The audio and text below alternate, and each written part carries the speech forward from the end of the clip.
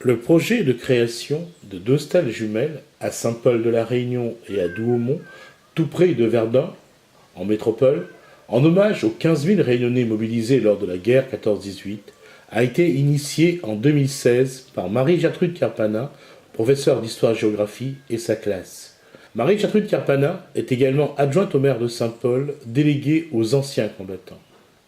L'autre cheville ouvrière de ce projet se nomme Benoît Forestier, ancien combattant, membre de l'association Tara et de l'association Le Souvenir Français.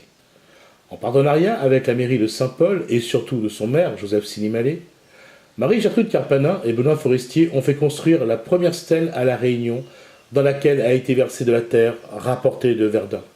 Cette stèle a été construite dans le Jardin de Liberté à Saint-Paul. La deuxième stèle, construite à l'identique à Douaumont, proche du célèbre ossuaire de Douaumont, contient, elle, de la terre des 24 communes de La Réunion. Celle-ci a été inaugurée le 8 novembre dernier en présence du maire de Douaumont, du premier adjoint au maire de Verdun, d'anciens combattants des communes environnantes, d'un militaire réunionnais engagé dans la Meuse, de 3 Réunionnais installés en métropole et venus par fierté, des sénatrices de La Réunion, Nassima Dindar et Viviane Mallet, et bien sûr de Marie-Gertrude Carpana et de Benoît Forestier. La cérémonie, solennelle et forte en émotion, a inscrit un peu plus La Réunion dans l'histoire de la Première Guerre mondiale.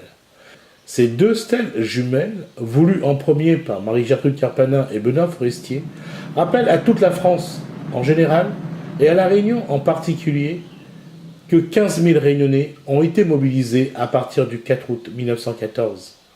À cette époque, La Réunion comptait moins de 180 000 habitants. Lors de ce premier conflit armé de l'ère moderne, 4 000 Réunionnais ont été au front, en Italie, en Turquie et à Verdun.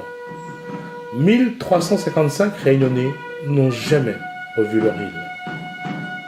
À leur mémoire, et à la mémoire de tous les Réunionnais qui ont défendu la patrie en 14-18, souvenons-nous de leur courage et de leur sacrifice pour la paix et pour notre liberté.